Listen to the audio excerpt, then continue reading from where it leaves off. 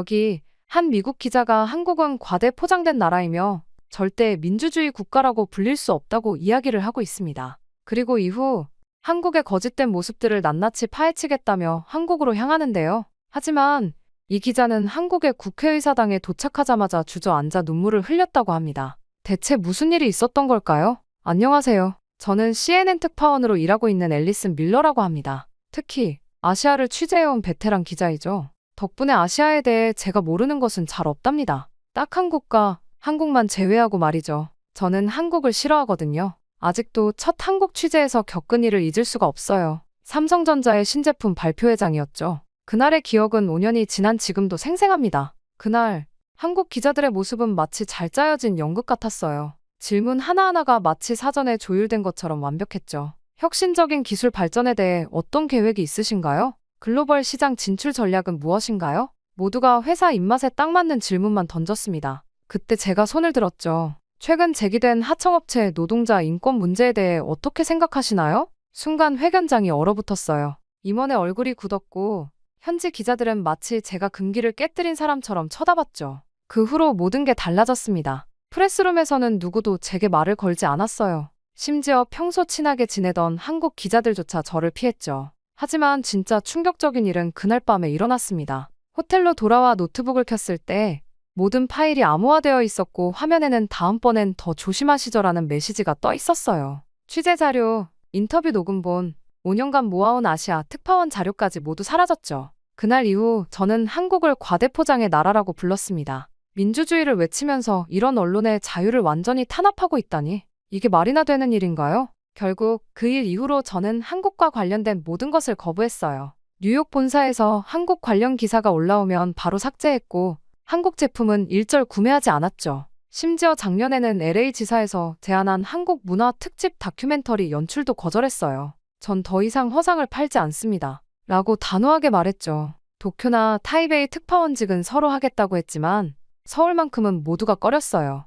CNN 아시아 지부에서는 제가 겪은 일이 일종의 도시전설처럼 떠돌았거든요. 진실을 파헤치려 했다가 해킹당한 기자 이야기. 어떤 동료는 농담 삼아 앨리슨의 트라우마라고 부르기도 했습니다. 그러다 보니 저는 한국에 대해 냉소적인 기사만 써왔어요. 한국의 경제성장? 재벌들의 허상이죠. K-팝의 세계적 인기. 정부 주도의 문화 세탁이고요. 민주주의의 발전. 그저 서구 언론을 위한 쇼일 뿐이라고 생각했습니다. 그리고 40대에 접어든 지금 저는 CNN의 아시아 담당 수석 특파원으로서 내로라 하는 특종들을 해왔습니다. 중국 정부의 비밀 문건을 폭로하고 일본 경제 위기의 실체를 파헤치고 태국 민주화 운동의 최전선에서 실시간 중계를 했죠. 특히 지난달 홍콩 민주화 시위 현장 취재로 피바디 상 후보에 오르기도 했고요. 그래서 편집장실에 들어섰을 때 저는 자신만만했어요. 아마도 베이징이나 도쿄발 특종 제안이겠거니 했죠. 하지만 그때는 몰랐습니다. 아주 충격적인 일이 일어날 것이라는 걸 말이죠. 앨리슨, 이번엔 한국이네. 들어가자마자 들린 말에 순간 제 온몸이 얼어붙었습니다. 농담하시는 거죠? 제가 그 나라를 또 가야 한다고요? 편집장은 책상 위에 놓인 태블릿을 제게 건넸어요. 화면에는 한국의 최근 정세 자료들이 가득했습니다. 최근 한국에서 일어나는 변화가 심상치 않아. 시민들의 목소리가 커지고 있지. 우리 CNN이 이걸 놓칠 순 없네. 저는 태블릿을 책상에 던지듯 내려놓았어요. 다른 기자를 보내세요. 전 절대 안 갑니다. 자네와 달리 한국에 진짜 민낯을 아는 기자가 있던가? 편집장이 자리에서 일어났습니다. 5년 전 그 사건으로 한국을 가장 잘 아는 기자가 된 걸세. 그들의 위선을 폭로할 수 있는 최고의 적임자라고. 또 삼성이나 현대 같은 재벌들의 홍보성 기사를 쓰라는 거겠죠? 아니면 이번엔 정부 선전이라도 도와줘야 하나요? 편집장은 서류 하나를 책상 위에 올려놓았어요. 이건 다음 달 표지 특집 기사야. 아시아의 새로운 물결, 민주주의의 최전선. 자네가 맡았으면 하네. 제 심장이 멈추는 것 같았습니다. 표지 특집은 모든 특파원들이 꿈꾸는 기회였죠. 게다가 이번 특집은 본사 발령을 결정짓는 중요한 기사였어요. 하지만 왜 하필 한국입니까? 최근 아시아에서 가장 역동적인 변화가 일어나는 곳이 한국이야. 자네의 냉철한 시각으로 그들의 실체를 파헤쳐주게. 과연 그들이 말하는 민주주의가 진짜인지. 결국 저는 마지못해 수락했어요. 3일이면 충분합니다. 어차피 그들의 허상을 벗기는 데는 그 정도면 되겠죠. 서류 가방에 노트북을 넣으며 저는 이미 기사 제목까지도 정해두었습니다. 민주주의의 가면을 쓴 동아시아의 가짜 별. 비행기 티켓을 예약하면서도 지난번처럼 또 해킹이나 당하는 것 아닌지 의심스러웠죠. 공항으로 향하는 택시 안에서 저는 과거의 기억을 떠올렸어요. 프레스룸에서 저를 향했던 차가운 시선들, 호텔 직원의 의심스러운 태도, 그리고 해킹당한 노트북. 이번에도 비슷한 일을 겪게 되겠지만 이번엔 준비가 되어 있었습니다. 앨리슨 밀러가 어떤 사람인지 보여주마. 이번엔 당신들의 위선을 세상에 폭로하고 말 테니. 비행기에 오르면서도 저는 분노와 복수심으로 가득 차 있었어요. 하지만 그때는 몰랐죠. 제가 곧 마주하게 될 충격적인 진실과 그로 인해 제 인생이 완전히 뒤바뀌게 될 거라는 것을. 인천행 비행기는 예상보다 일찍 착륙했습니다. 창밖으로 보이는 공항은 5년 전과 다름없어 보였어요. 여전히 허세 가득한 외관이군. 저는 비웃듯 중얼거렸죠. 하지만 비행기에서 내리는 순간부터 뭔가 달랐어요. 입국장으로 향하는 길에서 처음 마주친 건 얼굴 인식 자동 출입국 시스템이었습니다. 여권을 보여줄 필요도 없이 걸어가는 것만으로도 신원이 확인되더군요. 뉴욕 JFK 공항에서도 아직 시범 운영 중인 기술이었는데 말이죠. 우연이겠지. 입국장을 빠져나오자 이번엔 자율주행 로봇이 제 앞에서 청소를 하고 있었어요. 사람들 사이를 유연하게 피해 다니며 쓰레기를 치우는 모습이 마치 살아있는 생명체 같았죠. 그때 옆을 지나가던 또 다른 로봇이 실례합니다 라며 길을 비켜달라고 하더군요. 수화물을 운반하는 로봇이었습니다. 제 캐리어가 조금 무거웠는지 헐떡이며 끌고 있었는데 항공항 직원이 달려와 도와주겠다고 했어요. 거절했지만 그는 끝까지 배웅하며 안부를 물었죠. 장시간 비행하시느라 피곤하시죠? 이쪽이 엘리베이터고 저쪽이 에스컬레이터입니다. 편하신 걸로 이용하세요. 이런 친절은 진심일까? 수화물 찾는 곳에서는 스마트폰 하나로 모든 게 해결되었어요. 제 짐이 언제 나오는지, 어느 벨트로 나오는지, 심지어 짐이 벨트에 올라오는 순간 알림까지 왔습니다. 옆에서 한 외국인이 짐을 못 찾겠다며 당황해하자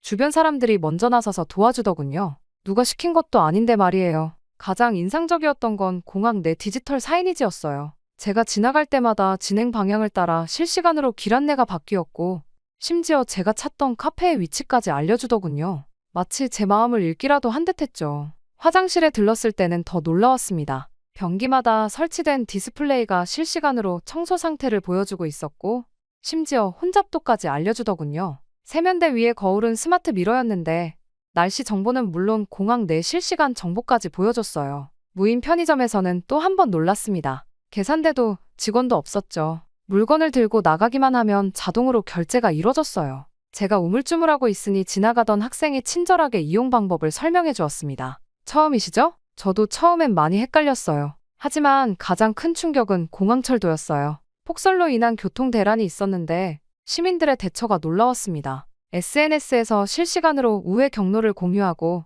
위험 구간을 알리고 서로 카풀을 제한하기도 하더군요. 누군가가 곤란에 처했다는 글을 올리면 순식간에 수십 명이 달려와 해결책을 제시했어요. 철도 안에서는 모든 좌석에 무선 충전기가 설치되어 있었고 실시간으로 혼잡도를 보여주는 AI 시스템 덕분에 승객들은 자연스럽게 빈 공간으로 이동하며 균형을 맞췄죠. 제가 서 있자 한 중학생으로 보이는 남자아이가 자리를 양보하겠다고 했어요. 많이 피곤해 보이세요. 앉으세요. 그때였어요. 제 고정관념이 처음으로 흔들리기 시작한 순간이 이게 내가 알던 한국이라고. 저도 모르게 중얼거린 말이었는데 옆자리 할머니가 따뜻하게 웃으며 영어로 대답하셨어요. 많이 달라졌지요? 우리도 적응하느라 바빴답니다. 하지만 사람 사는 건 그때나 지금이나 똑같아요. 서로 돕고 배려하는 거지요. 서울역으로 향하는 동안 저는 준비해온 기사 개요를 다시 읽어보았어요. 민주주의의 가면을 쓴 동아시아의 가짜 별. 처음으로 이 제목이 불편하게 느껴지기 시작했습니다. 하지만 저는 아직도 의심을 거두지 못했어요.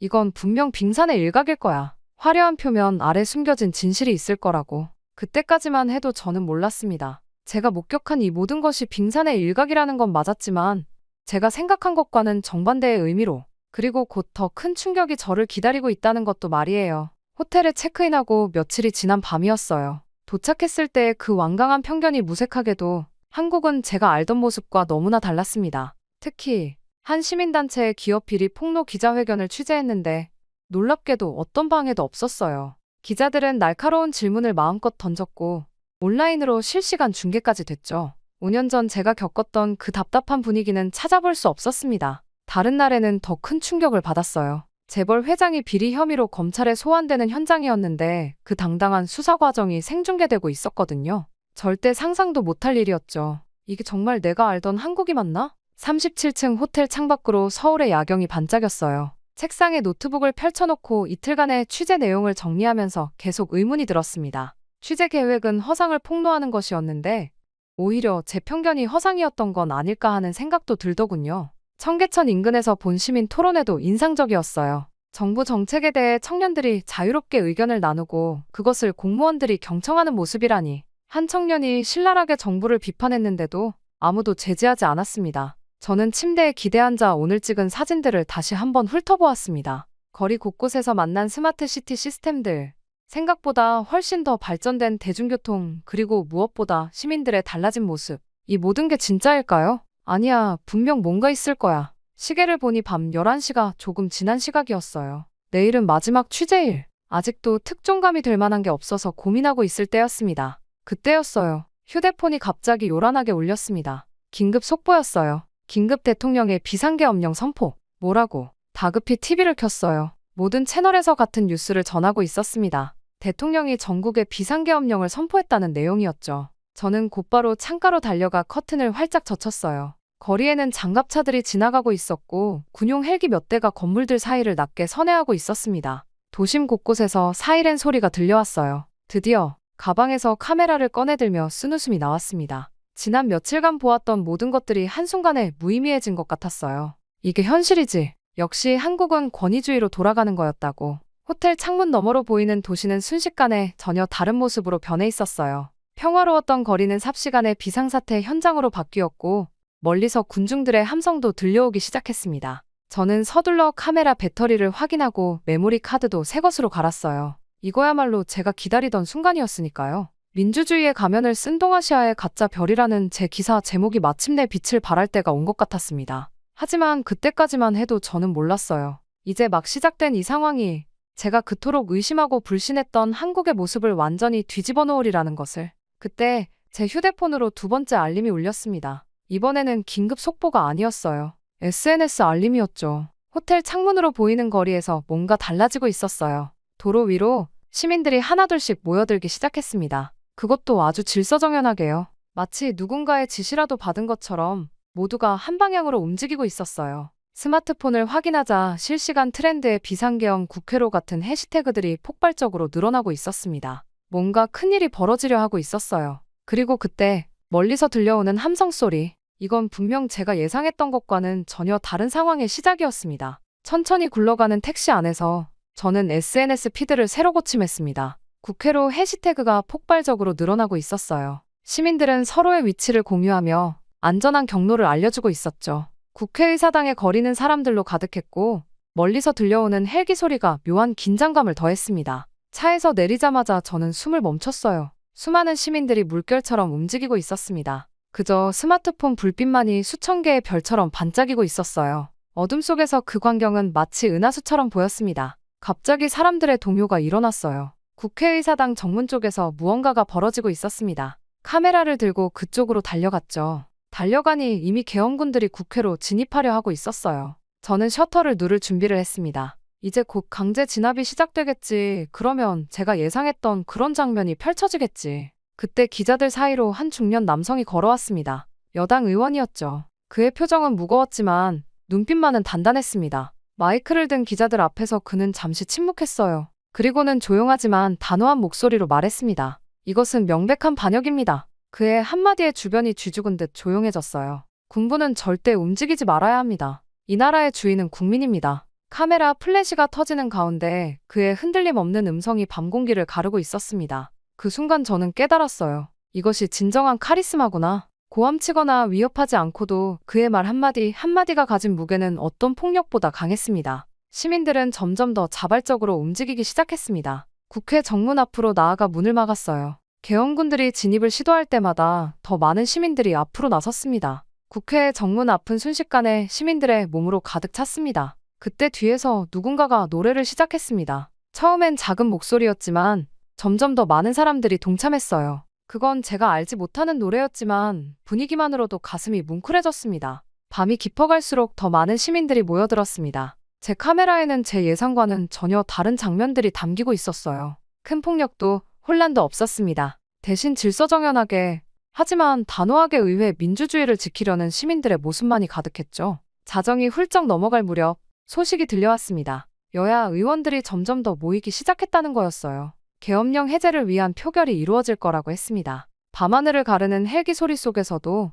시민들은 흔들림 없이 그 자리를 지켰어요. 그들의 눈빛에서 저는 처음으로 진정한 민주주의의 모습을 보았습니다. 제 편견이 얼마나 잘못되었는지를 깨닫는 순간이었죠. 그러다 의원들이 들어온다 라는 외침이 들렸어요. 시민들 사이로 술렁임이 퍼져나갔죠. 저는 본능적으로 카메라를 들었습니다. 처음에는 계엄군들이 의원들의 출입을 막았습니다. 몇몇 의원들은 국회 담장을 넘어야 했어요. 그러나 시민들의 저항이 계속되자 계엄군들도 결국 의원들의 출입을 막지 않았습니다. 이후 도착한 의원들은 정문을 통해 자연스럽게 들어갈 수 있었어요. 본회의장으로 향하는 의원들의 발걸음은 결연했습니다. 그들의 얼굴에서 비장함이 느껴졌어요. 여당, 야당 할 것 없이 모두가 한마음이 된 듯했죠. 저는 계속해서 셔터를 눌렀습니다. 이 순간이 역사가 될 것이란 걸 직감적으로 알 수 있었거든요. 그리고 마침내 국회 본회의장의 안건 회의가 시작되었습니다. 건물 밖에서 지켜보던 시민들의 숨소리가 더욱 가빠졌어요. 스마트폰으로 생중계를 보는 사람들의 화면이 광장 곳곳에서 반짝였습니다. 아무도 자리를 떠나지 않았어요. 표결을 시작하겠습니다. 국회의장의 목소리가 생중계 화면을 통해 울려 퍼졌습니다. 시민들은 숨을 죽였고 저는 손에 땀이 났어요. 이 순간이 한국 민주주의의 시험대라는 걸 모두가 알고 있었습니다. 참석 의원 190명. 숫자가 하나씩 발표될 때마다 시민들의 긴장감은 고조되었습니다. 저는 떨리는 손으로 카메라를 들었어요. 찬성 190명. 순간 광장이 침묵에 빠졌습니다. 그리고 이어진 발표. 계엄령 해제가 가결되었음을 선포합니다. 시간을 확인했습니다. 비상계엄령이 선포된 지 정확히 2시간 48분이 지난 순간이었어요. 광장에 모인 시민들은 울었습니다. 하지만 그들의 눈물은 기쁨의 눈물이 아니었어요. 그건 안도감의 눈물이었고 승리의 눈물이었으며 무엇보다 민주주의를 지켜냈다는 자부심의 눈물이었습니다. 계엄군들은 천천히 철수하기 시작했어요. 시민들은 그들을 야유하지 않았습니다. 오히려 묵묵히 길을 열어주었죠. 저는 그 광경을 보면서 또 한 번 충격을 받았습니다. 이런 성숙한 시민의식이 가능하다니. 밤은 깊어갔지만 아무도 집으로 돌아가지 않았습니다. 대통령의 공식 선언을 기다려야 했거든요. 시민들은 여전히 광장을 지켰고 저는 계속해서 그들의 모습을 카메라에 담았어요. 잠들지 못한 채로 맞이한 새벽, 드디어 뉴스가 들어왔습니다. 대통령, 국회 계엄령 해제 가결 수용. 국민의 뜻 겸허히 받아들인다. 선포부터 해제까지 총 6시간. 그 시간 동안 한국은 세계의 민주주의의 진정한 의미를 보여주었습니다. 시민들은 마지막까지 평화적이고 질서정연했어요. 큰 폭력 한 번 없었고 과격한 구호 하나 들리지 않았습니다. 호텔로 돌아와 노트북을 펼쳐 CNN 뉴스룸에 첫 기사를 쓰기 시작했습니다. 한국의 시민들이 민주주의를 지켜냈다. 그들은 폭력 대신 질서를, 분노 대신 연대를, 혼란 대신 평화를 선택했다. 창밖으로 떠오르는 아침 해를 바라보며 마지막 문장을 적었습니다. 6시간, 그것은 단순한 시간이 아닙니다. 한국 민주주의의 새로운 이정표이자 세계 민주주의 역사의 길이 남을 순간입니다. 편집장의 첫 반응은 생각보다 더 뜨거웠어요. 기사를 보내고 10분도 채 되지 않아 전화가 왔습니다. 편집장 톰 핸더슨의 목소리는 흥분으로 가득했죠. 앨리슨, 이건 단순한 기사가 아니야. 우리가 지금까지 한국을 어떻게 봐왔는지 완전히 다시 생각하게 만드는 기사라고. 그의 말에 저는 잠시 숨을 골랐어요. 사실 이 기사를 쓰면서 제 안에 무언가가 완전히 바뀌었다는 걸 저도 느꼈거든요. 톰, 솔직히 말씀드리면 저도 이런 기사를 쓸 거라고는 상상도 못했습니다. 3일이면 충분하다고 생각했죠. 한국의 허상을 들춰내는 기사를 쓸 생각이었으니까요. 제 고백에 톰은 잠시 침묵했다가 말을 이었습니다. 그게 바로 이 기사가 가진 힘이야. 내가 직접 겪고, 보고, 느낀 것들이 생생하게 담겨 있어. 편집장의 말대로였어요. 그 6시간의 경험은 제가 15년 동안 쌓아온 모든 편견을 무너뜨렸습니다. 이제 저는 새로운 렌즈로 한국을 보고 있었죠. 호텔 창가에 서서 아침 러시아워로 분주한 서울거리를 바라봤어요. 출근하는 사람들의 발걸음은 평소와 다름없어 보였습니다.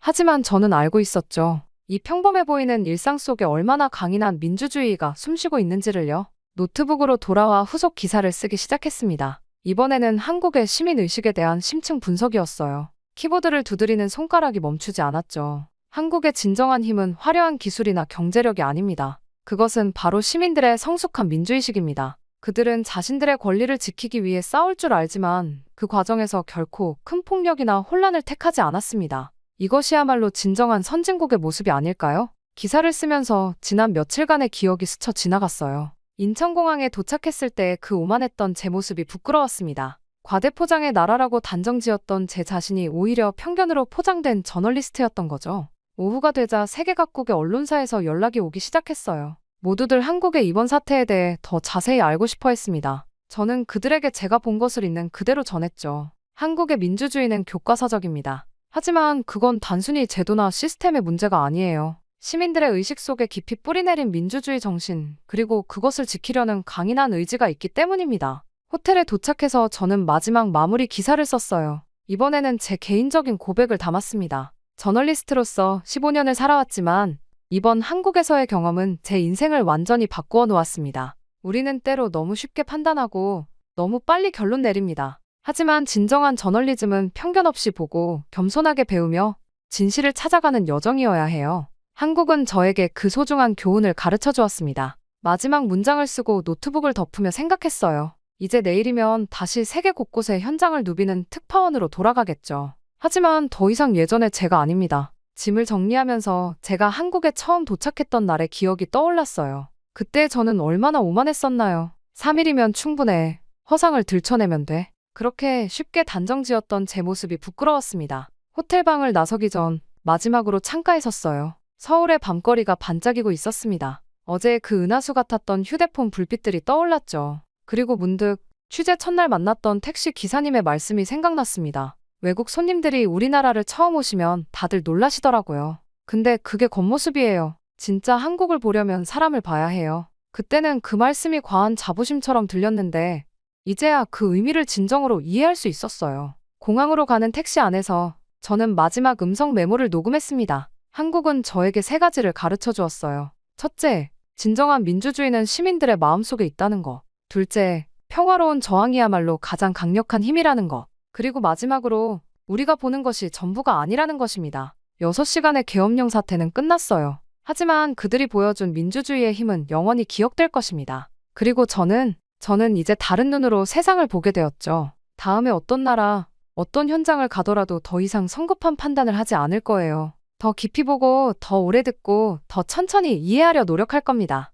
이것이 한국이 제게 준 가장 값진 선물입니다. 비행기 탑승구 앞에 섰을 때 마지막으로 한 번 더 뒤를 돌아봤어요. 일주일 전만 해도 저는 이곳을 떠나는 것이 반가웠겠죠. 하지만 지금은 마음 한켠이 묘하게 아려옵니다. 탑승구를 지나며 작은 소리로 말했어요. 고맙습니다, 대한민국. 비행기가 이륙할 때 창밖으로 보이는 서울의 풍경이 점점 작아졌습니다. 하지만 제 마음속에서 한국의 모습은 오히려 더 선명해지고 있었어요. 그리고 저는 알았습니다. 이제 저는 진정한 저널리스트가 되어 돌아간다는 것을요. 그렇게 저희 한국 취재는 끝이 났습니다. 하지만 이것은 또 다른 시작이기도 했어요. 편견 없이 세상을 바라보는 새로운 여정의 시작이었으니까요. 이제 저는 매일 아침 뉴스를 쓸 때마다 그날 밤의 은하수 같은 휴대폰 불빛들을 떠올릴 겁니다. 그리고 기억할 거예요. 진정한 이야기는 언제나 우리가 미쳐보지 못한 곳에 있다는 것을. 한국이 제게 가르쳐준 그 소중한 진실을요. 여기 일본 천재의 여고생이 한국인의 계략 때문에 인생이 완전히 바뀌어버렸다면서 시험지를 찢으며 목 놓아 울었다고 하는데요. 이 여고생은 복수하겠다며 한국인을 찾아갔다가 알게 된 충격적인 진실 때문에 며칠이고 정신을 차릴 수가 없었다고 합니다. 도대체 이 여고생은 무슨 이야기를 듣게 된 걸까요? 바로 사연 들어보겠습니다. 안녕하세요. 저는 시마즈 사쿠라입니다. 도쿄의 명문 고등학교에 다니는 평범한, 아니, 어쩌면 그리 평범하진 않은 고등학생이에요. 수학 경시대회 일본 대표이자 3대째 이어온 수학자 가문의 후계자니까요. 사람들은 제 소개를 들으면 부러워하곤 해요. 도쿄대 수학과 교수인 아버지와 일본 수학계의 명사인 할아버지를 두었으니까요. 하지만 저를 잘 아는 친구들은 가끔 이렇게 말하죠. 사쿠라는 왜 저렇게 차갑게 변했을까? 하면서요. 사람들은 제게 자주 묻습니다. 정말로 그 일이 있고 난 뒤로 한 번도 그 아이를 미워하지 않았다는 게 사실이에요? 하고요. 네, 사실이에요. 도서관에서의 그 우연한 발견이 제 인생을 완전히 뒤바꿔 놓았으니까요. 이런 질문들을 정말 많이 받았어요. 하지만 그때마다 저는 살짝 미소를 지으며 대답했죠. 직접 겪어보지 않으면 절대 이해할 수 없을 거예요. 이쯤 되면 제가 어떤 경험을 했는지 궁금하실 것 같네요. 그럼 이제부터 제 이야기를 들려드릴게요. 어릴 적부터 저는 수학이라는 숫자의 세계에 갇혀 있었다고 해도 과언이 아니에요. 시마즈가는 3대째 이어온 수학자 가문이었고 그 무게는 고스란히 제게 전해졌죠. 아버지는 도쿄대학 수학과의 교수, 할아버지는 수학계의 명사. 그래서 저에게는 선택의 여지가 없었는지도 모르겠어요. 유치원생 때부터 저희 집은 달랐어요. 다른 친구들이 학원에서 피아노를 배우고 미술을 배울 때 저는 집에서 할아버지와 함께 산수 문제를 풀어야 했죠. TV 보는 시간도 정해져 있었고 장난감도 대부분 수학과 관련된 것들이었어요. 사쿠라, 숙제는 다 했니? 네, 할아버지. 그럼 이 문제집도 한 단원 더 풀도록 하렴. 쉬고 싶다고 말하면 할아버지는 늘 같은 말씀을 하셨어요. 시마즈가의 아이가 될 자격이 있는지 생각해 보거라. 그렇게 초등학교에 들어가자 본격적인 특훈이 시작됐습니다. 학교가 끝나면 곧장 집으로 와서 수학 공부를 해야 했어요. 친구들과 놀고 싶을 때도 많았죠. 하지만 그럴 때마다 할아버지께서는 엄한 목소리로 말씀하셨어요. 넌 평범한 아이들과는 달라야 해. 시마즈가의 후계자니까. 가끔 몰래 만화책을 보다가 들키면 혼이 났어요. 아버지는 바쁘셔서 집에 잘 안 계셨지만 할아버지는 늘 제 곁에서 수학 공부를 감독하셨죠. 한 번은 방과 후에 친구들과 조금 놀다 들어왔다가 할아버지께 크게 혼난 적도 있어요. 내 나이 때 내 아버지는 이미 고등학교 수학을 공부하고 있었다. 그런 엄격한 교육 덕분이었을까요? 초등학교 4학년 때 전국 수학 경시대회에서 우승했어요. 하지만 기뻐할 새도 없었죠. 할아버지는 더 어려운 문제집을 사오셨고 아버지는 밤늦게 귀가하실 때마다 제 공부 진도를 체크하셨으니까요. 중학교 2학년 때 수학대회 일본 대표로 선발되었을 때도 그저 해야 할 일을 한 것뿐이라고 생각했습니다. 은메달을 목에 걸고 돌아왔을 때 처음으로 할아버지의 눈시울이 붉어지는 걸 봤어요. 내 증조할아버지께서 살아계셨다면 얼마나 자랑스러워하셨을까. 그날 밤 처음으로 증조할아버지의 이야기를 자세히 들었습니다. 할아버지의 목소리는 평소와 달리 무거웠어요. 1930년대 말 경성제국대학에서 있었던 일이었지. 내 증조할아버지께서는 당시 최고의 수학자셨단다. 특히 기하위상학 분야에서는 아시아를 넘어 세계적인 권위자셨지. 할아버지는 잠시 말을 멈추고 오래된 사진 한 장을 꺼내셨어요. 낡은 흑백 사진 속에는 교수실로 보이는 곳에서 여러 명의 학자들이 서 있었죠. 이때만 해도 모든 게 좋았다. 하지만 그 사람을 만나기 전까지는 사진 속에서 증조할아버지 옆에 서 있던 한 사람을 가리키시며 할아버지의 목소리가 떨렸어요. 이영수. 처음엔 가장 촉망받는 제자였지. 하지만 그는 스승의 신뢰를 배신했어. 내 증조할아버지의 미발표 연구를 훔쳐 자신의 이름으로 발표하려 했던 거야. 그 순간 할아버지의 손이 사진을 꽉 쥐었다 폈다 했어요. 저는 처음 보는 할아버지의 모습에 숨죽이고 이야기를 들었습니다. 그 일이 있고 난 뒤 증조할아버지는 더 이상 예전의 모습이 아니었어. 연구실에 틀어박혀 밤새 무언가를 쓰고 지우길 반복하셨지. 결국 그 충격으로 병상에 눕게 되셨고 그날 이후로 할아버지께서는 한 가지를 반복해서 말씀하셨어요. 사쿠라, 명심해라. 한국인은 절대 믿어서는 안 된다. 그 말씀은 마치 주문처럼 제 마음 깊이 새겨졌어요. 그래서였을까요? 증조할아버지의 오래된 연구 노트를 볼 때마다 그 누렇게 변색된 페이지 사이에서 한글로 적힌 메모들을 발견할 때면 왠지 모를 불편함이 가슴을 스쳤어요. 수학은 제게 자부심이자 의무였고 가문의 명예를 지키는 길이었습니다. 아버지의 기대, 할아버지의 자부심, 그리고 증조할아버지의 한 맺힌 이야기. 이 모든 것들이 제 어깨를 누르고 있었죠. 하지만 그때까지만 해도 저는 몰랐어요. 제가 믿어온 모든 것들이 흔들리게 될 거라는 것을. 그리고 그 시작은 바로 윤하늘이라는 한 전학생의 등장과 함께였습니다. 평소와 다름없는 봄날이었어요. 창가에 앉아 기하학 문제를 풀고 있던 저는 담임 선생님의 목소리에 고개를 들었습니다. 자, 오늘부터 우리 반에 새로운 친구가 함께하게 됐어요. 윤하늘이라고 합니다. 순간 교실이 술렁였죠. 외국인 전학생이라니. 게다가 한국에서 왔다고. 제 심장이 불편하게 요동쳤어요. 할아버지의 말씀이 귓가에 맴돌았습니다. 한국인은 절대 믿지 마라. 하늘이는 생각보다 조용한 아이였어요. 단정한 단발머리에 일본어도 유창했죠. 자기소개는 짧게 끝났는데 마지막 한마디가 신경 쓰였어요. 수학? 특히 기하학을 좋아합니다. 선생님은 하늘이를 제 옆자리에 앉히셨어요. 제가 반장이니까 당연한 배치였겠죠. 하지만 저는 그게 너무 불편했습니다. 하늘의 책상에는 기하학 관련 책들이 가지런히 놓여 있었어요. 표지가 한글이라 읽을 순 없었지만 도형들은 한눈에 알아볼 수 있었죠. 첫 번째 충격은 기하학 시간에 왔어요. 모리카와 선생님께서 칠판에 복잡한 도형 문제를 그리셨죠. 보통은 제가 먼저 손을 들곤 했는데 네, 윤하늘 양? 이 문제는 보조선을 하나만 그으면 간단히 해결할 수 있습니다. 하늘이는 칠판 앞으로 나가 빨간 분필로 선 하나를 그었어요. 그러자 마치 마법처럼 복잡해 보였던 문제가 단순해졌죠. 저도 그 순간 하고 깨달았어요. 하지만 그게 더 불편했습니다. 훌륭하구나, 하늘 양. 이런 직관력은 정말 특별한데. 그때 선생님의 칭찬에 하늘은 수줍게 웃었어요. 하지만 제 귀에는 그 웃음이 거만하게 들렸죠. 그날 수업이 끝날 때까지 하늘은 모든 증명 과정을 완벽하게 설명했어요. 마치 교과서를 읽어주듯이. 점심시간 친구들이 하늘이에게 몰려들었어요. 대단하다. 어떻게 그렇게 바로 풀이가 보이는 거야? 한국에서도 수학 잘했어. 아, 그냥 할머니께서 어릴 때부터 가르쳐 주셔서요. 할머니가 수학 교수셨거든요. 그 말에 저도 모르게 귀가 쫑긋해졌어요. 할머니가 수학 교수라니. 방과 후 도서관에서 공부하려는데 하늘이가 다가왔어요. 저기, 심하즈?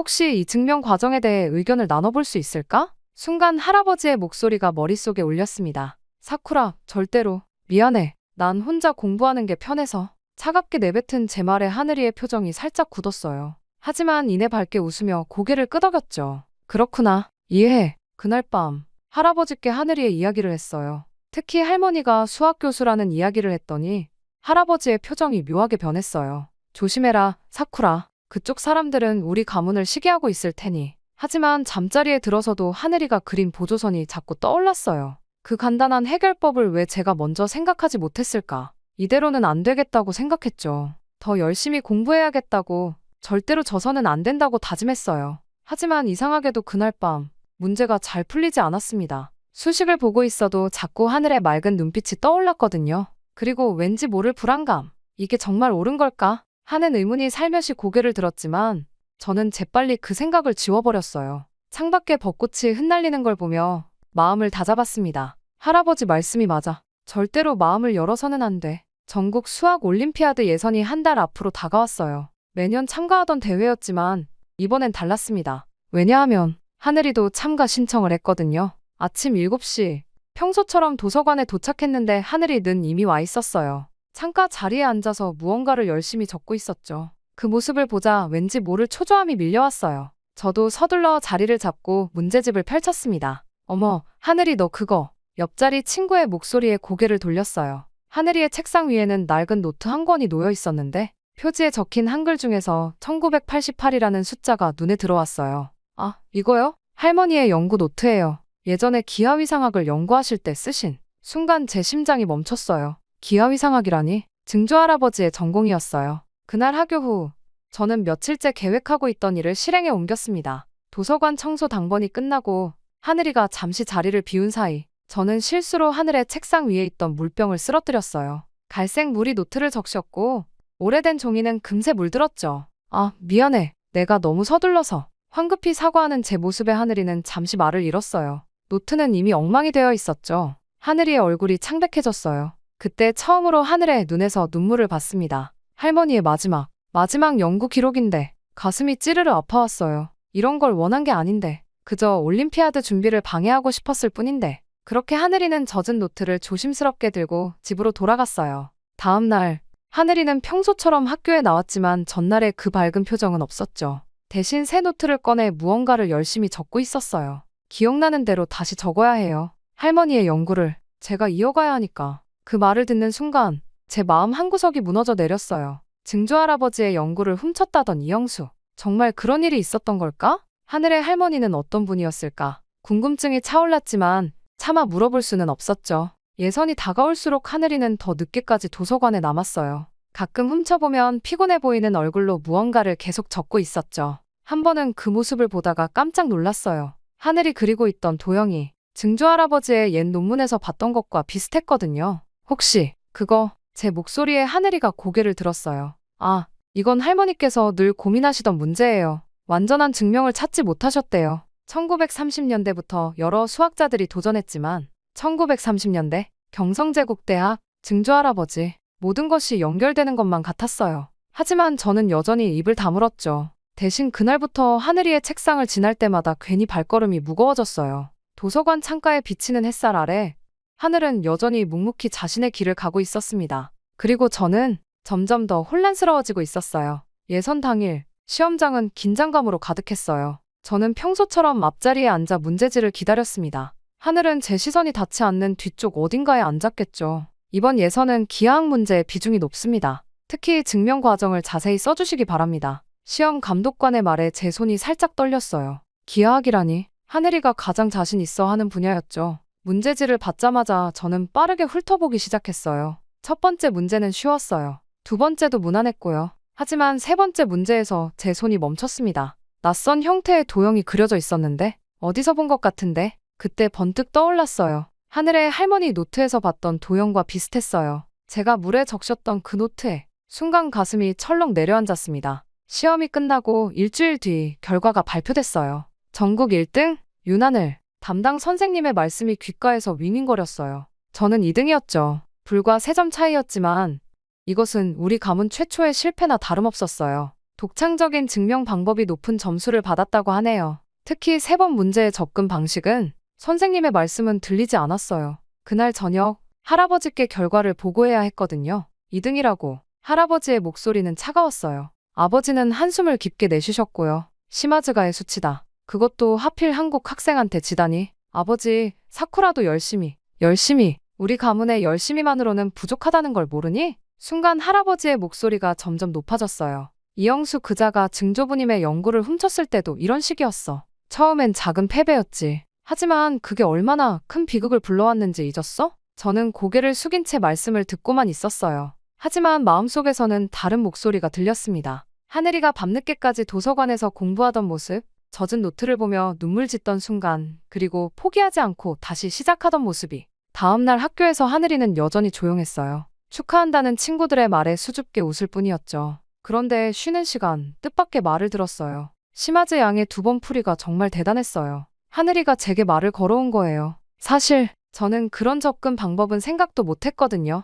너무 참신해서 놀랐어요. 그 말이 진심으로 들렸어요. 하지만 저는 차갑게 대꾸했죠. 축하해요. 1등이라서. 돌아서는 하늘의 뒷모습을 보며 제 마음속 어딘가가 더욱 불편해졌어요. 이건 단순한 시기심이 아니었어요. 뭔가 제가 잘못 알고 있는 게 있는 것 같은 그런 느낌이었죠. 그날 밤 이상한 꿈을 꾸었어요. 증조할아버지와 이영수라는 사람이 함께 칠판 앞에서 무언가를 열심히 토론하는 모습이었어요. 두 사람 다 즐거워 보였는데 왜 할아버지의 이야기와는 이렇게 다른 걸까요? 꿈에서 깨어난 후 저는 결심했어요. 반드시 이 수수께끼를 풀어야겠다고. 그리고 그 실마리는 어쩌면 도서관 어딘가에 있을지도 모른다는 생각이 들었습니다. 며칠 뒤 도서관 구석에서 우연히 발견한 상자 하나가 제 인생을 바꿔놓았어요. 오래된 수학 서적들을 정리하다가 발견한 작은 가죽 상자였죠. 안에는 누렇게 변색된 노트 한 권이 들어있었어요. 시마즈 다이스케의 연구 일지, 증조할아버지의 일기장이었어요. 손이 떨렸지만 조심스럽게 페이지를 넘겼습니다. 1938년 9월 15일. 오늘 새로운 제자를 받았다. 이영수라는 청년이다. 조선인 학생 중에서도 특출난 재능을 가졌다. 특히 기하학적 직관력이 놀랍다. 그의 증명 방식은 나도 생각지 못한 참신한 것들이 많아. 1939년 3월 20일. 영수와 함께 새로운 이론을 발견했다. 그의 독창적인 접근이 내 연구에 신선한 바람을 불어넣어 주었다. 이제 그를 단순한 제자가 아닌 동료로 여기게 되었다. 1939년 8월 10일. 오늘도 밤늦게까지 영수와 연구실에서 토론했다. 그와 이야기를 나누다 보면 시간 가는 줄 모른다. 우리는 서로 다른 시각으로 문제를 바라보지만 그것이 오히려 더 완벽한 해답을 만들어낸다. 손이 떨려왔어요. 이건 할아버지께서 들려주신 이야기와는 전혀 달랐어요. 배신자라고 하셨던 이영수는 증조할아버지의 일기 속에서는 신뢰하는 동료로 그려져 있었으니까요. 그런데 갑자기 일기의 톤이 바뀌었어요. 1940년 1월 5일. 전쟁의 그림자가 짙어진다.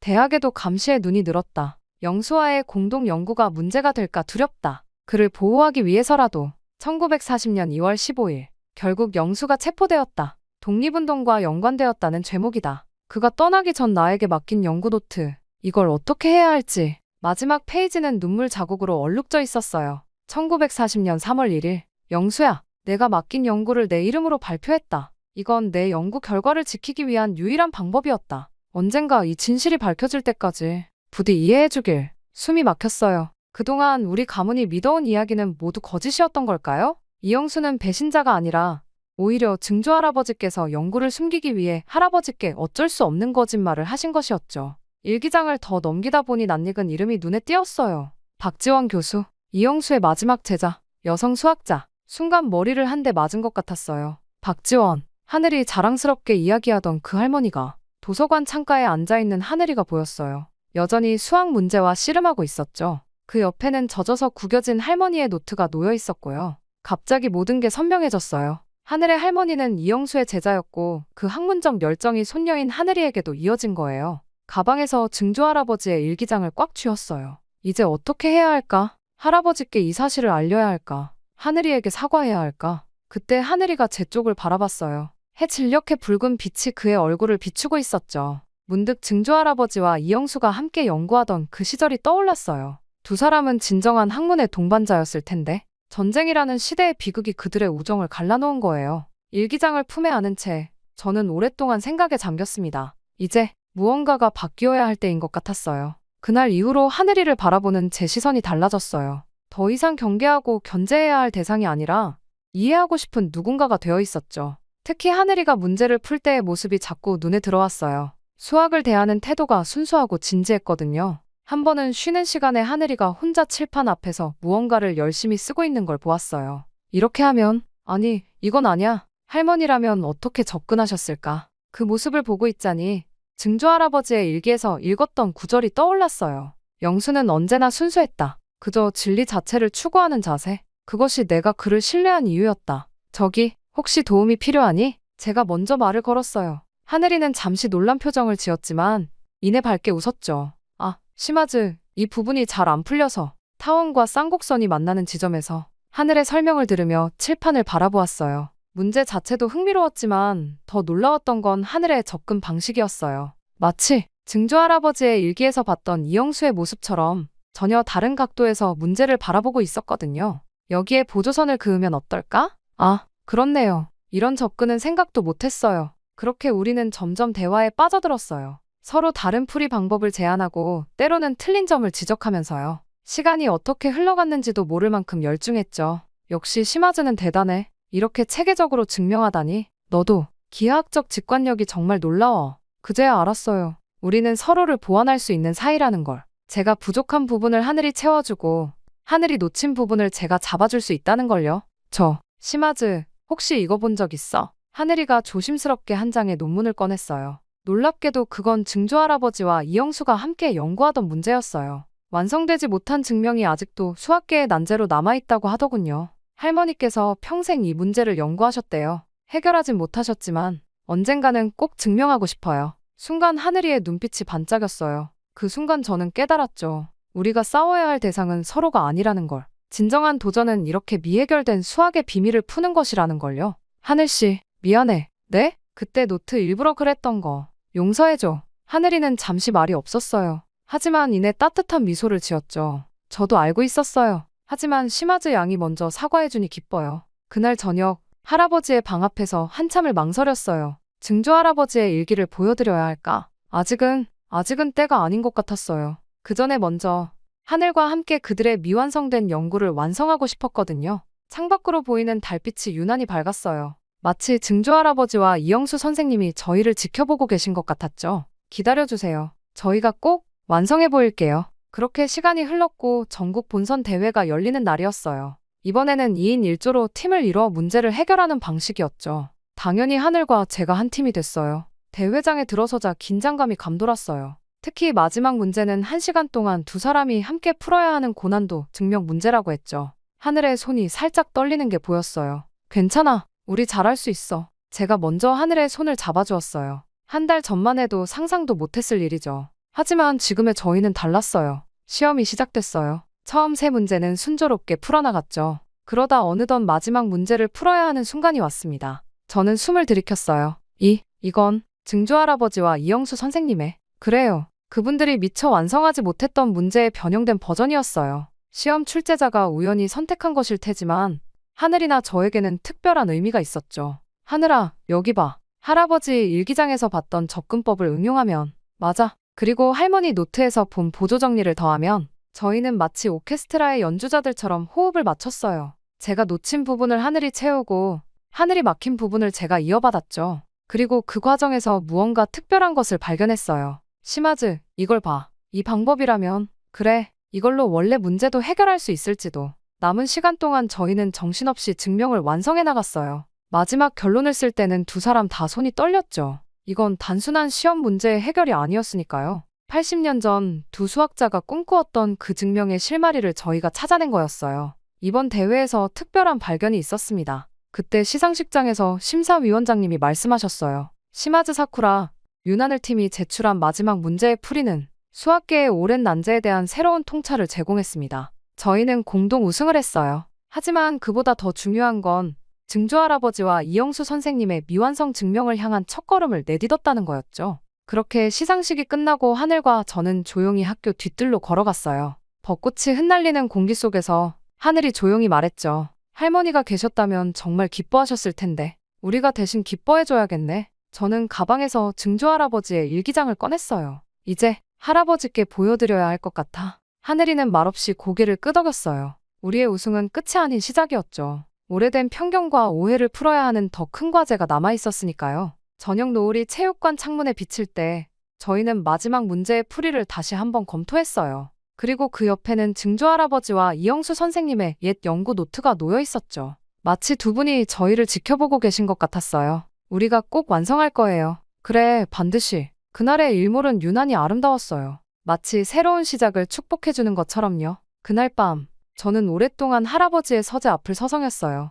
손에는 증조할아버지의 일기장을 꼭 쥐고 있었죠. 몇 번이나 노크하려다 멈췄다가 결국 용기를 내어 문을 두드렸습니다. 들어오너라. 그렇게 할아버지는 항상 그러시듯 책상 앞에 앉아 계셨어요. 오늘따라 등이 더 굽어 보이셨죠. 할아버지, 보여드릴 게 있어요. 떨리는 손으로 일기장을 내밀었어요. 할아버지는 잠시 일기장을 바라보시더니 천천히 손을 뻗으셨죠. 이건 아버님의. 할아버지의 목소리가 떨렸어요. 페이지를 넘기시는 손길도 조심스러웠죠. 그리고 이영수 선생님에 대한 기록이 나오자 할아버지의 얼굴이 굳어졌어요. 이건 거짓이다. 분명 이영수가. 할아버지, 제가 더 찾아봤어요. 가방에서 오래된 신문 스크랩들을 꺼냈어요. 하늘의 할머니, 박지원 교수님이 쓰신 논문들도요. 거기엔 이영수 선생님과 증조할아버지의 공동 연구에 대한 언급이 있었어요. 그리고 이건 오늘 대회에서 하늘이랑 같이 발견한 거예요. 마지막 문제의 풀이를 보여드렸어요. 증조할아버지와 이영수 선생님의 미완성 증명에 대한 새로운 접근법이었죠.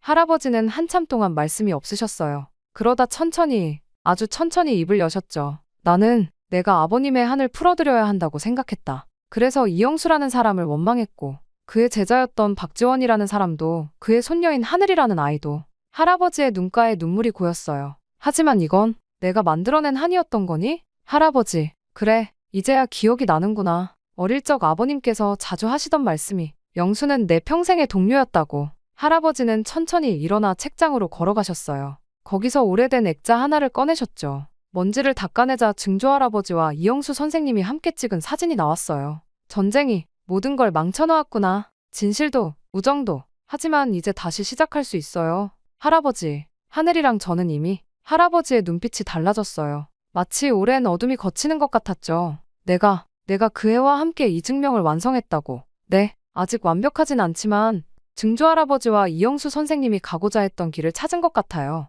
할아버지는 오랫동안 창밖을 바라보셨어요. 밤하늘에 떠있는 별들이 유난히 밝아 보였죠. 사쿠라야, 네, 할아버지, 미안하다. 그리고 고맙다. 그날 밤 늦게까지 할아버지와 이야기를 나눴어요. 처음으로 증조할아버지의 진짜 이야기를, 전쟁 전의 이야기를 들을 수 있었죠. 그리고 할아버지의 마지막 말씀이 아직도 생생해요. 내일 그 아이를 우리 집으로 초대하거라. 박지원 교수의 손녀라. 나도 그 아이의 할머니 이야기가 듣고 싶구나. 창밖에서 바람이 불어왔어요. 마치 오래된 한숨이 날아가는 것 같았죠. 그리고 저는 알았어요. 새로운 시작이 될 거라는 걸. 네, 할아버지. 하늘이 분명 좋아할 거예요. 제가 처음으로 하늘을 우리 집에 초대한 날은 봄비가 부슬부슬 내리고 있었어요. 하늘은 조금 긴장한 듯 보였지만 품에 안고 온 할머니의 연구 노트만큼은 꼭 쥐고 있었죠. 어서 오너라. 할아버지의 목소리는 어색했지만 따뜻했어요. 하늘은 공손하게 인사를 했고 저는 그 모습을 보며 가슴이 뭉클해졌어요. 바로 얼마 전까지만 해도 상상할 수 없었던 장면이니까요. 이건 할머니의 마지막 연구 노트인데. 아, 박지원 교수의. 할아버지는 조심스럽게 노트를 받아들었어요. 페이지를 넘기시다가 문득 손을 멈추셨죠. 이 필체는 이영수 선생의. 네, 할머니께서 이영수 선생님의 마지막 제자셨대요. 그리고 이 노트에는 하늘이는 이야기를 시작했어요. 할머니가 들려주신 이영수 선생님과의 추억, 그리고 증조할아버지에 대한 이야기들. 놀랍게도 그 이야기 속의 증조할아버지는 항상 따뜻한 분이셨어요. 선생님께서는 늘 말씀하셨대요. 시마즈 교수님은 진정한 스승이자 친구였다고. 그 순간 할아버지의 눈시울이 붉어졌어요. 하늘은 계속해서 할머니의 이야기를 들려주었죠. 수학에 대한 순수한 열정, 어려운 시기에도 포기하지 않았던 학문에 대한 의지, 그리고 언젠가는 두 스승의 미완성 연구를 완성하고 싶다는 꿈까지. 그 꿈을 제가 이어받았어요. 그런데 시마즈 양을 만나고 나서야 그게 가능할 것 같다는 생각이 들었어요. 저는 살짝 놀랐어요. 하늘도 저와 같은 생각을 하고 있었다니. 그날 저녁 아버지도 일찍 귀가하셨어요. 처음에는 어색했지만 수학 이야기가 시작되자 분위기가 한결 부드러워졌죠. 특히 하늘과 제가 발견한 새로운 증명 방법에 대해 이야기할 때는 아버지의 눈이 반짝반짝 빛났어요. 놀랍구나. 너희 둘이 이걸 발견하다니. 식사 자리에서 하늘의 어머니께 전화가 왔어요. 할아버지께서 직접 받으셔서 다음 주말에 식사를 함께 하자고 초대하셨죠. 박지원 교수님의 딸이시라니. 이야기 나누고 싶은 게 많구나. 그날 밤 하늘이를 배웅하면서 할아버지께서 먼저 말씀하셨어요. 다음에 또 오거라. 내 할머니 이야기를 더 듣고 싶구나. 돌아서는 하늘이의 눈가에 눈물이 고였어요. 저도 같은 마음이었죠. 집으로 돌아와 제 방에 앉아 있는데 책상 위에 증조할아버지 사진이 달라 보였어요. 왠지 미소 짓고 계신 것 같았달까요? 그렇게 시간이 흘렀고 어느새 봄이 끝나가고 있었습니다. 창밖으로는 벚꽃 잎이 날렸어요. 봄이 깊어가는 하늘은 유난히 맑았죠. 할아버지께서는 요즘 자주 웃으세요. 특히 하늘이가 우리 집에 와서 수학 이야기를 할 때면 마치 옛 친구를 만난 것처럼 즐거워하시죠. 사쿠라, 하늘아, 네, 할아버지. 너희들이 진정한 수학의 의미를 알게 해주었구나. 할아버지의 서재에는 이제 새로운 사진이 걸렸어요. 증조할아버지와 이영수 선생님의 옛 사진 옆에 하늘과 제가 함께 찍은 사진이요. 80년의 시간을 뛰어넘어 같은 자리에서 같은 꿈을 꾸고 있는 저희들의 모습이요. 시마즈, 여기 이 부분. 같이 풀어보자. 수식으로 가득한 칠판 앞에서 저희는 여전히 수학이라는 순수한 진리를 향해 한 걸음씩 나아가고 있어요. 이제는 더 이상 혼자가 아닌 함께라서 더 빛나는 발걸음으로요. 저는 지금까지 있었던 일들을 떠올려 보았습니다. 지금 생각해보면 제가 한국이란 나라에 대해 가졌던 편견은 수학 문제처럼 단순했어요. 정답과 오답으로만 세상을 재단하려 했던 거죠. 하지만 하늘을 만나고 증조할아버지의 진실을 알게 되면서 깨달았습니다. 세상은 결코 흑백 논리로 설명할 수 없다는 것을요. 하늘의 순수한 학문적 열정, 할머니 때부터 이어져 온 깊은 통찰력, 그리고 무엇보다 모든 편견과 방해에도 흔들리지 않던 그 모습. 이 모든 것들이 제 좁은 시야를 넓혀주었어요. 이제는 알아요. 진정한 수학이란 국경도 민족도 초월하는 것이라는 걸. 증조할아버지와 이영수 선생님이 그러셨듯이 하늘과 제가 그러하듯이 순수한 진리 앞에서는 모든 편견이 무의미해진다는 것을요. 한국은 제게 적이 아닌 스승이 되어주었어요. 마음을 열면 더 넓은 세상이 보인다는 것, 서로 다른 시각이 만날 때 더 아름다운 해답이 나온다는 것, 그리고 무엇보다 진정한 우정은 어떤 역사적 상처도 치유할 수 있다는 것을 가르쳐 주었으니까요. 이제 저는 당당히 말할 수 있어요. 제가 한국을 오해했다고, 그리고 그 오해를 풀어준 것이 제 인생의 가장 큰 축복이었다고요. 할아버지께서도 이제는 미소 지으며 말씀하시죠. 사쿠라, 넌 나보다 훨씬 일찍 진실을 깨달았구나. 창밖으로 보이는 하늘은 도쿄와 서울 위에서 똑같이 푸르고 그 아래에서 우리는 같은 꿈을 꾸고 있답니다. 제 이야기는 여기까지입니다. 길었던 이야기를 들어주신 모든 분들께 감사의 말씀 전합니다. 행복하세요.